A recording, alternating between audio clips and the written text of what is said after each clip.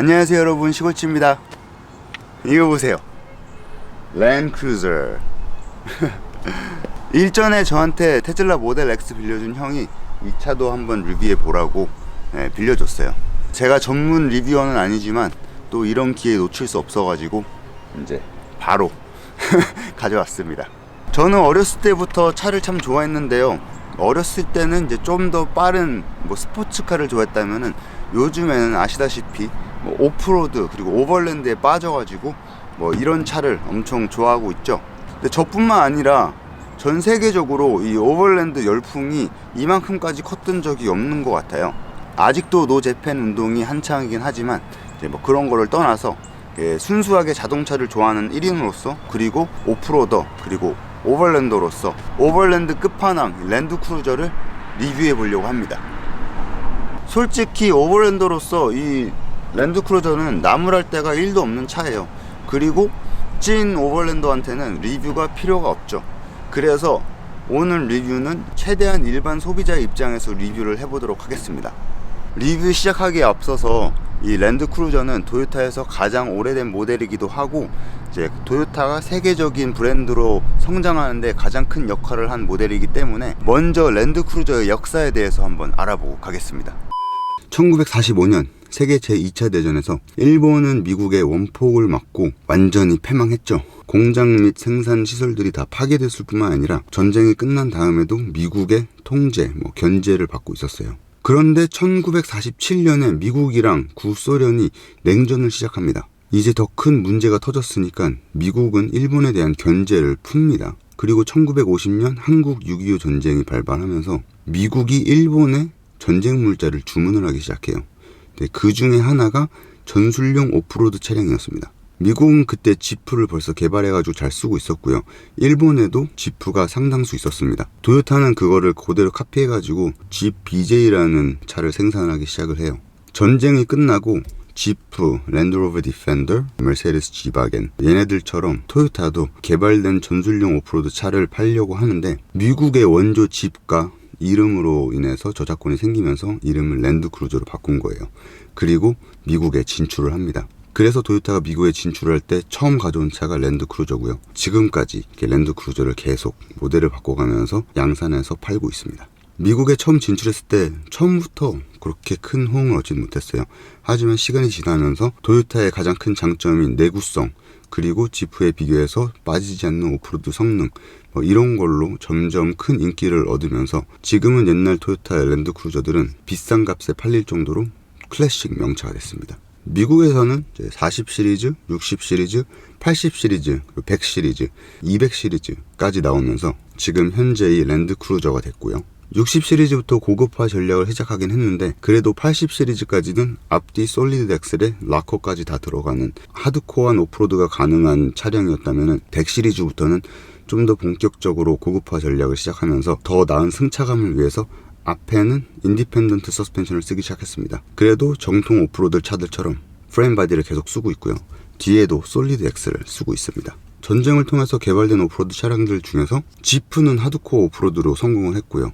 그다음에 랜드로버, 그러니까 레인지로버, 그다음에 지바겐, 얘네들은 고급화 전략에 완전히 성공을 했죠. 근데 이 랜드크루저만 미국에서는 조금 애매합니다. 그래도 전 세계적으로 보면은 랜드크루저가 가장 잘 팔리는 프레임 바디 SUV고요. 오버랜드, 아웃백, 익스페디션 이런 걸 하면은 아무도 부정하지 못하는 전 세계에서 1위 하고 있는 차입니다. 이제 본격적으로 리뷰를 시작해 보겠는데요. 오늘의 키워드는 이 차의 가격, 86,000불. 그러니까 한화로 거의 1억 원이 되는 차예요. 아까 말씀드렸다시피 오늘 리뷰는 오버랜더가 아닌 일반 소비자에게 이 차가 과연 86,000불의 값을 하느냐, 이거에 중점을 두고 리뷰를 해보도록 하겠습니다. 먼저 엔진 5700cc 가솔린 자연흡기 8기통 엔진이고요. 최대 출력은 381마력, 최대 토크는 401 풋파운드입니다. 트랜스미션은 8스피드 오토매틱이고요. 구동기는 얼휠 드라이브인데 센터 디플락이 있어서 4륜 구동으로 당연히 전환 가능하고요. 당연히 오프로드 차답게 로우 레인지 트랜스퍼 케이스도 있습니다. 제로백 6.7초, 제로백보다 더 중요한 토잉 캐패시티는 8100파운드입니다. 그 밖의 겉모습은 솔직히 아주 평범합니다. 다른 차들 사이에서 존재감이 부각될 정도로 사이즈가 크지도 않고요. 솔직히 생각보다는 조금 컴팩트해요. 미드 사이즈에서 조금 더 큰 정도입니다. 그리고 막 눈에 띄는 디자인도 아니에요. 블링블링한 부분도 전혀 없어서 도저히 1억 원에 달하는 차로는 보이지 않습니다. 그렇다고 오프로드에 최적화된 차처럼 보이냐? 그것도 아니에요. 앞모습도 그렇고 옆모습도 그렇고 뒷모습도 꽤 수수해요. 인테리어를 봐도 1억 원짜리 차라는 느낌은 전혀 없습니다. 디자인 깔끔하지만 꽤 수수하고요. 계기판은 아날로그식, 가운데 작은 스크린이 있는 정도입니다. 요즘 1억 원대 차들은 다 디지털로 바뀌었죠. 내비게이션도 그렇게 특별할 것이 없고 안드로이드 오토나 애플 카플레이도 지원이 되지 않습니다. 지붕에는 파노라마 말고 기본 선루프만 있어요. 조금 고급스러운 기능으로는 시트 오토매틱 클라이밋 컨트롤이 있어서 HVAC에 지정한 온도에 따라서 자동으로 엉시 엉따 왔다 갔다 합니다. 대단한 건 아니지만 무선 폰 충전도 가능하고요. 가운데 콘솔에 냉장고가 있습니다. 음료수를 차갑게 먹을 수 있어요. 2열을 보면은 HVAC랑 엉따까지는 있는데 요즘에는 흔한 USB 포트도 없어요. 그리고 이 가격대 차에는 당연한 창문 블라인드도 없습니다. 물론 공간 충분하고요. 의자도 굉장히 편하긴 해요. 2열 시트가 열리는 방법은 이 레버 하나로 이렇게 열리고요. 요즘에는 2열 의자를 슬라이드를 하게 많이 만드는데 슬라이드 하는 게 확실히 더 좋은 거는 이 의자 위에 있는 물건이나 옷가지 이런 거를 따로 옮길 필요 없습니다. 얘 같은 경우 이렇게 들어 올려져 버리면은 이 의자 위에 있는 게 다 굴러 떨어지거나 아니면 의자가 애초에 이렇게 접히질 않겠죠. 대신에 의자가 이렇게 올라가면은 뒤에 트렁크 공간 활용이 좀 더 좋습니다. 얘는 트렁크 공간을 더 잘 쓸 수 있게 요런 게 있어요. 이렇게 고정시키는 겁니다. 의자가 흔들려서 내려오지 않게. 이제 3열 시트. 여느 차량이랑 다를 바 없이 좁아요. 앞에 이렇게 하면은 뭐 이 정도? 2열에 앉은 사람이 의자를 조금만 이렇게 눕히면은 이제 바로 빡빡해지죠. 자주 쓰이지 않는 공간답게 컵홀더 외에는 아무것도 없습니다. 트렁크 당연히 자동이고요.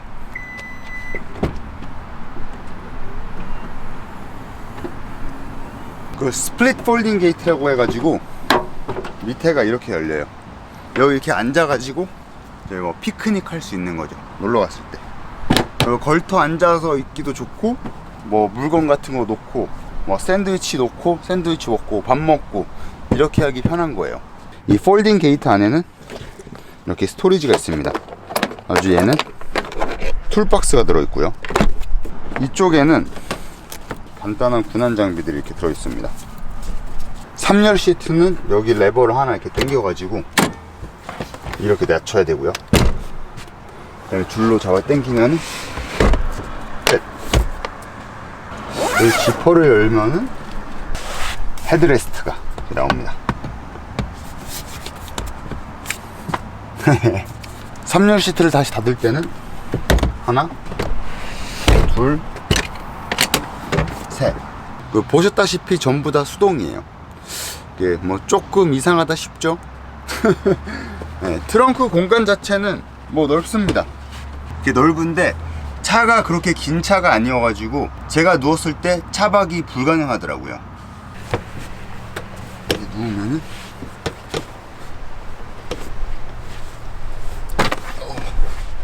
이렇게 머리를 끝까지 하면은 발이 삐져나오죠, 여러분. 이제 생각보다 그렇게 큰 차는 아닌 거예요.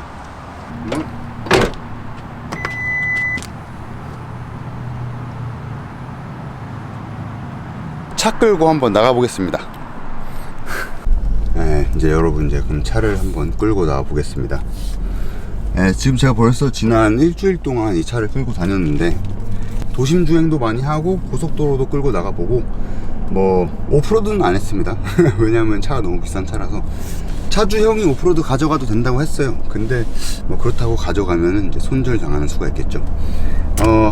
아무튼 이제 운전을 해보니까 일단 굉장히 차가 생각보다 조용해요. 바람 저항도 많고 이럴 텐데 차가 굉장히 조용합니다. 엔진 이제 부드럽고요. 힘은 당연히 충분하고요. 이제 미션도 변속 굉장히 스무스하고, 뭐 핸들 무게감도 좋고 브레이킹 필도 좋고, 그리고 승차감이 되게 좋아요. 서스펜션은 꽤 이제 소프트한데 그래도 코너링 할 때 꽤 잘 잡아줍니다. 그러니까 굉장히 이제 튜닝이 잘 된 거예요. 또 차 이렇게 널찍하고 편하고요. 이제 막 10시간, 12시간, 뭐 20시간 장거리 여행, 장거리 운전할 때 참 적합한, 정말로 오버랜드에 최적화된 차라는 거를 느낄 수가 있었습니다. 단점을 얘기 안 할 수가 없죠. 제일 먼저 가장 큰 단점은 기름을 오지게 먹어요. 진짜 도시에서는 13마일 per 갤런, 프리웨이에서는 17마일 per 갤런. 제가 끌고 다녀보니까 한 14.3 이렇게 나옵니다. 물론 이제 도시 주행을 더 많이 하긴 했어요. 근데 한 가지 아쉬운 거는 기름을 많이 먹는 만큼 기름통을 더 큰 걸 넣어주면은 그건 어느 정도 해결이 되거든요. 이 정도 차를 사는데 기름값이 아까워하는 사람들은 많이 없어요. 근데 대신에 기름 주유소를 자주 왔다 갔다 해야 되는 거를 이제 좀 짜증내 하는 사람들은 많죠. 이거는 제 생각이기도 하지만 이 동호회에 많이 나오는 이야기입니다. 그래서 이제 aux fuel tank라고 해가지고 세컨더리 기름통을 다는 튜닝을 많이 해요. 이 차는 한 탱크에 한 350마일 정도밖에 못 갑니다. 350마일 정도면은 이제 나쁜 건 아닌데 좋은 것도 아니죠. 보통 이 정도 SUV는 한 탱크 채워가지고 고속도로 달리면은 400마일은 나와야 되거든요.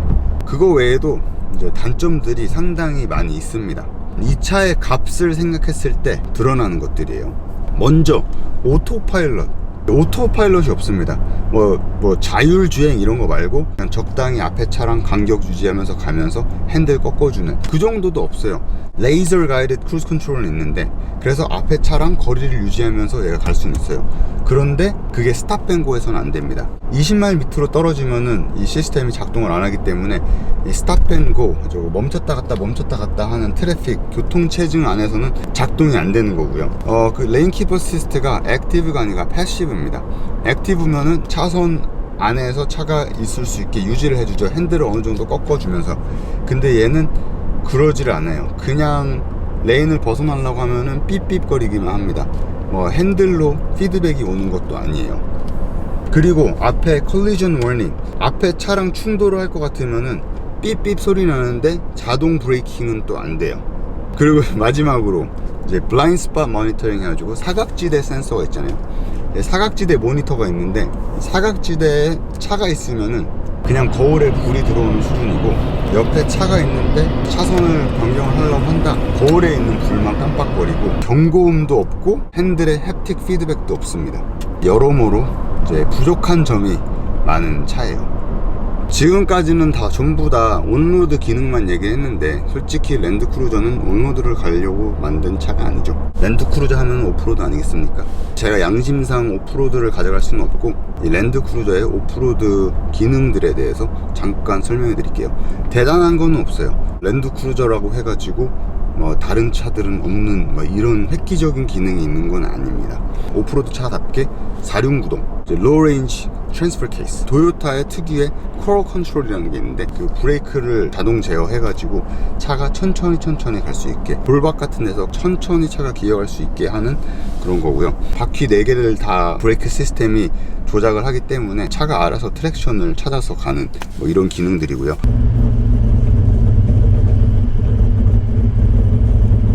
Just going to put a little bit of left and right input in as well, see if that makes any difference.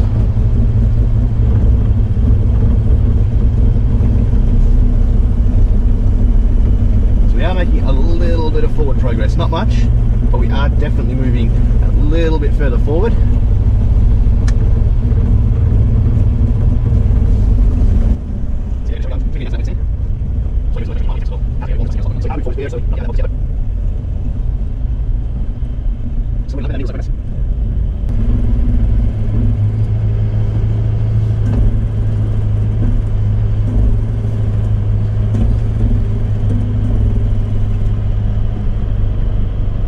Look at that. We're out. We're out of that soft sand now. 그리고 그거 외에 랜드크루저는 그게 있죠. 지금 이름이 생각이 안 나는데 이 스웨이바가 앞뒤로 연결이 돼 있어가지고 낮은 속도에서 자동차 아티큘레이션이 훨씬 많이 될 수 있게 필트가 훨씬 많이 나게 하는 그런 종류의 스웨이바. 그러니까 지프의 스웨이바 디스커넥트랑 비슷한 개념 뭐 이런 게 장착이 돼 있어요. 그 밖에 이 차가 오프로드 차치고는 꽤 크기 때문에 오프로드에서 차가 더 빨리 턴을 할 수 있게 안쪽 뒷브레이크를 잡아서 질질 끌고 갈 수 있게 하는 기능이 있고요. 그 기능은 이제 이번에 나오는 포드 브론코에서도 이제 나오는 기능이죠. 여러분 이제 뭐 그 정도입니다.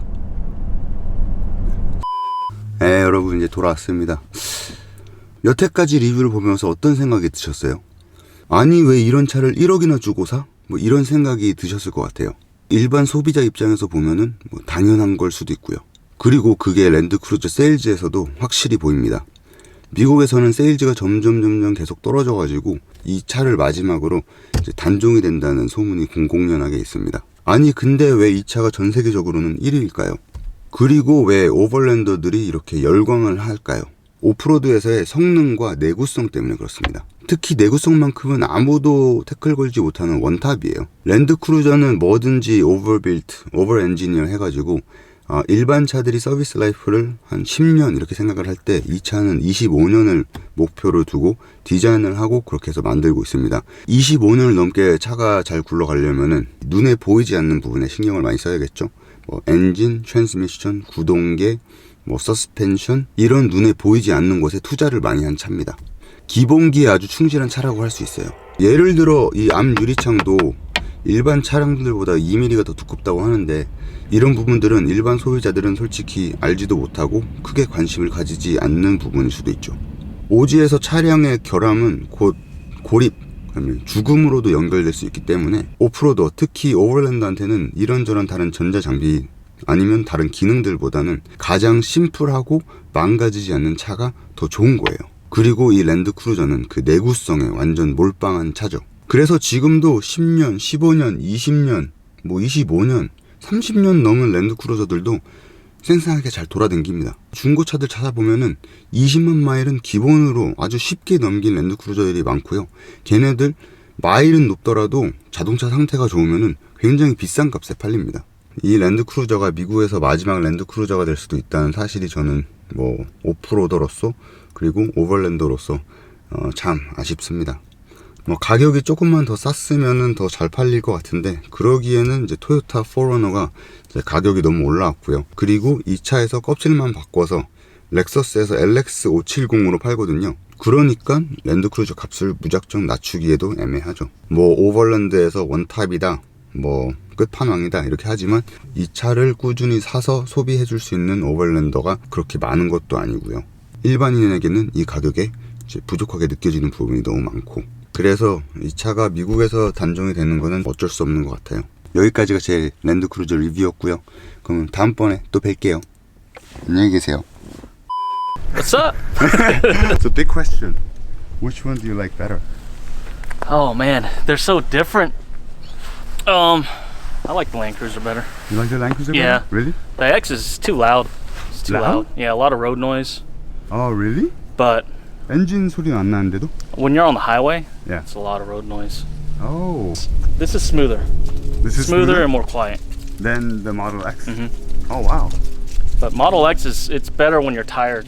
You know, you just put it on. Because you auto. Yeah, auto and take it off road. 오프로드 가져가라고 하는데 큰일 나겠죠 아주. You're gonna have to. No. You gotta test it out. Yeah.